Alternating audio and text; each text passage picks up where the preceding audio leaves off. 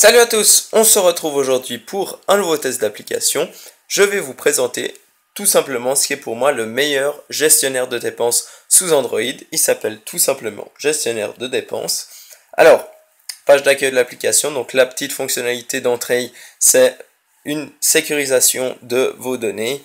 Alors vous pouvez donc inscrire un schéma, personnaliser un schéma ou non évidemment, pour ouvrir l'application. Donc ça c'est comme vous voulez. Il faut simplement régler ça dans les paramètres. Donc page d'accueil de l'application, c'est simple et très beau selon moi. Alors, vous avez donc ici mois d'octobre, mois actuel. Ce n'est pas le cas quand vous regardez cette vidéo, mais évidemment c'est adapté à la date à laquelle vous êtes. Vous avez les rentrées d'argent, les dépenses et là des petites descriptions plus précises, boissons, nourriture, etc. Et vous avez donc ici, vous voyez vraiment une description précise de ce que vous avez acheté, donc pain, 20 €, etc. Là, c'est des petits exemples que j'ai ajoutés simplement pour le test. Depuis ici, donc page d'accueil de l'application, vous pouvez ajouter des rentrées d'argent comme ceci. Donc vraiment très simplement, vous pouvez rajouter une note, vous pouvez personnaliser la date. Et vous pouvez également ajouter évidemment une dépense, par exemple 2 € dans la santé. Vous avez acheté un médicament par exemple hier, comme ceci, voilà. Et vous ajoutez une petite note, on va mettre par exemple Dafalgan, comme vous le voyez ici. Aussi simple que ça, vous sauvez. Et voilà, ce sera ajouté dans vos dépenses, tout simplement. Donc paramètres, qu'est-ce qu'on a dans les paramètres? On a la monnaie, vous avez 7 monnaies disponibles, plus vous pouvez ajouter votre devise personnalisée, donc vraiment c'est toutes les devises au monde. Vous avez simplement ajouté le symbole ici. Ensuite des petites options comme le symbole monétaire est écrit avec le montant ou non, etc. Le regroupement peut être fait de manière hebdomadaire, mensuelle ou annuelle. Un rappel quotidien qui a une très bonne fonctionnalité, ça vous rappelle à l'heure que vous voulez en fait, eh bien qu'il faut ajouter vos dépenses à l'application. Vous pouvez activer le rappel intelligent qui va faire qu'en fait l'application ne vous rappelle pas d'inscrire vos données, vos dépenses, si vous l'avez déjà fait une fois dans la journée. Donc ça c'est selon vos besoins. Vous pouvez sauvegarder évidemment vos données, les exporter en format feuille de calcul, très pratique pour ensuite les éditer sur ordinateur par exemple, ou vraiment les partager n'importe où et les ouvrir sur n'importe quel appareil. Vous pouvez verrouiller au démarrage, c'est ce que je vous ai montré à l'ouverture. Il y a les catégories, donc vous pouvez personnaliser vraiment comme vous voulez. Vous pouvez les classer ensuite entre elles suivant leur importance. Vous avez également des coûts fixes, donc si vous avez par exemple des coûts fixes chaque mois, un abonnement de téléphone, d'internet, etc., vous pouvez ajouter ici le coût fixe. Ce sera donc très simplement ajouté automatiquement donc à vos dépenses. Ensuite, gestion des revenus, vous pouvez l'activer ou non.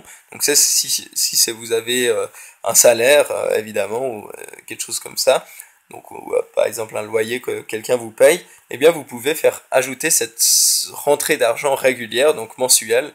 Vous ajoutez ici la somme, le nom de celle-ci, et vous pouvez ajouter, donc personnaliser le jour à laquelle celle-ci arrive, chaque mois.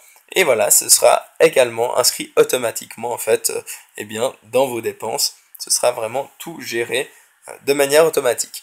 Donc ensuite, fonctionnalité très pratique, il y en a plusieurs en fait. Alors ici il y a l'historique, donc vous avez vraiment un résumé complet de toutes les dépenses et rentrées d'argent qui ont été faites.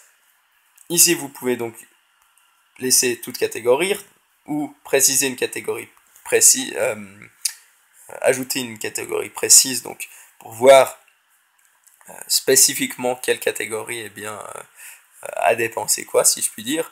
Donc, vous voyez donc la barre en haut qui est personnalisée selon la couleur de la catégorie, à savoir que lorsqu'on ajoute une nouvelle catégorie, il y a énormément de couleurs personnalisées qu'on peut ajouter, il y en a vraiment une cinquantaine. Vous verrez dans les paramètres, je n'ai pas besoin de vous le montrer. Donc vous voyez, donc design vraiment très sobre et très joli selon moi. Ici vous verrez, donc là il y a tous les mois, moi il n'y a qu'un mois où j'ai ajouté des dépenses, donc ici il n'y a qu'un mois qui est activé, mais vous aurez en fait ici une liste des mois, et ça vous permettra donc de gérer vraiment les dépenses chaque mois. Ensuite votre budget, ça c'est vous qui le gérez, vous ajoutez en fait votre budget, le montant de votre budget si je puis dire, vous vous accordez un certain budget, et là vous voyez en fait toute cette zone grisée ici, c'est eh bien la date à laquelle en fait on est aujourd'hui. Au moment où je fais le test, on est le 29 octobre, donc en fait c'est la fin du mois, comme vous le voyez ici.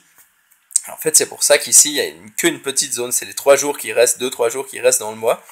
Et en fait, ça va vous permettre de voir vraiment au niveau de votre budget, qu'est-ce qui vous reste, qu'est-ce que vous avez dépensé, etc. Et là, vous avez une description précise, vous pouvez ajouter des sommes ici.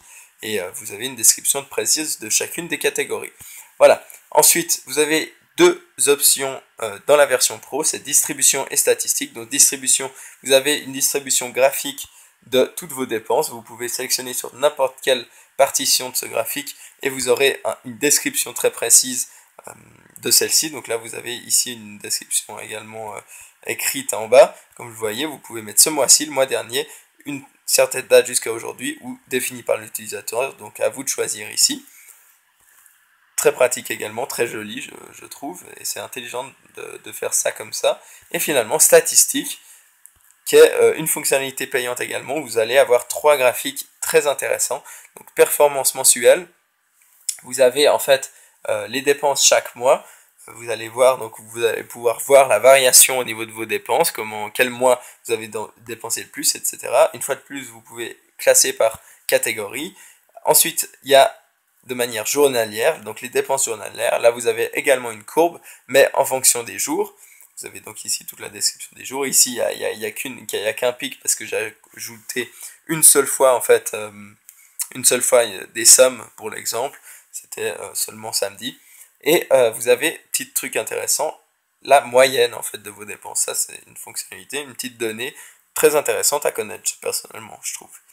Et finalement, vous avez les charges fixes ou dépenses courantes. Donc ça, les coûts fixes, c'est évidemment si vous avez ajouté des coûts fixes dans les paramètres. C'est une fonctionnalité donc ici que vous allez pouvoir utiliser. Mais sinon, évidemment, le cercle est entièrement consacré aux dépenses courantes si vous n'avez pas ajouté de coûts fixes. Voilà, c'était aussi simple que ça. C'est totalement complet selon moi cette application. Très beau, complet et très intelligemment, très bien pensé. Franchement, je ne vois pas d'autres fonctionnalités qui pourraient ajouter. Il y a des petits détails, mais tout y est selon moi. Voilà, donc j'ai fait le tour. Je vous invite évidemment à télécharger cette application. Le lien se trouve comme d'habitude dans la description de la vidéo. Et évidemment, partagez et likez la vidéo si ça vous a plu. Allez, à très bientôt pour un nouveau test. Salut!